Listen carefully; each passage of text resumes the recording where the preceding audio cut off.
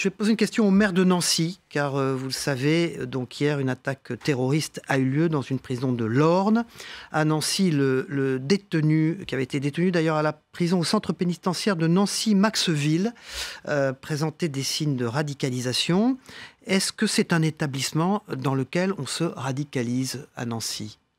Alors, je pense que la question que vous posez, c'est une question récurrente, qui est de savoir s'il faut, dans le système pénitentiaire français, avoir des lieux réservés pour les personnes radicalisées, pour qu'elles ne puissent pas faire du prosélytisme, en fait. Recruter et rayonner autour d'elles. Ma question, c'est sur Nancy. Vous êtes maire de Nancy. Est-ce que vous y aviez eu, vous, des informations neuve, donc privilégiées là-dessus? Elle est matériellement en bon état, si vous voulez. Elle n'est pas en surpopulation. C'est une prison qui est récente, qui a été livrée il y a une dizaine d'années. Donc, c'est une prison sur laquelle, évidemment, on a des problèmes d'effectifs, mais ça, c'est général en France. On sait tous que le nombre de gardiens, le personnel pour surveiller les détenus et pour globalement administrer la prison, on sait tous que le personnel n'est pas en effectif suffisant. En revanche, c'est une prison, je dirais, plutôt où la situation est plutôt maîtrisée. Vous n'aviez pas d'informations privilégiées non, ni sur ce on n'en a détenu, pas sur... ni sur le fait que la mais prison... ça, c'est un autre sujet que celui que vous évoquez. C'est le fait d'associer plus les maires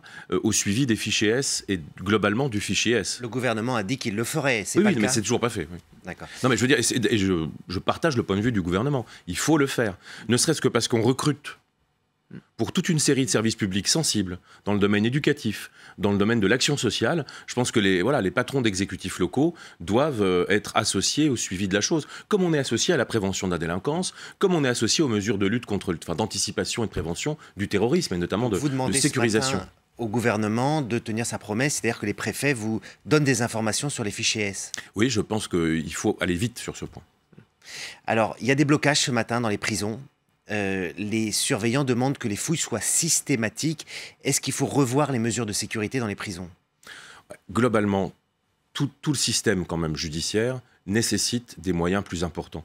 Alors bien sûr le bout de chaîne qu'est la prison ou le centre de détention, mais derrière la revendication que je pense légitime du personnel pénitentiaire, il y a le sujet des effectifs, on le sait bien. Mais comme il y a le sujet des effectifs de magistrats, je ne reviendrai pas sur le débat sur par exemple l'antisémitisme, qui montre qu'on n'a pas assez de magistrats pour poursuivre tous les délits et tous les crimes. Et à chaque fois on passe d'une priorité pénale à une autre priorité pénale. Donc on a un vrai sujet de sous-calibrage de la justice française.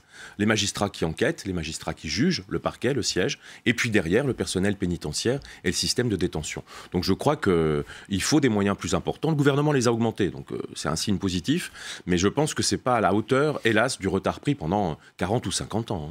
Stéphane Vernet. Est-ce que vous avez une idée de l'ampleur de la radicalisation dans une région comme la région Grand Est ou dans Nancy, la Meurthe-et-Moselle? Est-ce que c'est une région plus sensible sur ces questions que d'autres?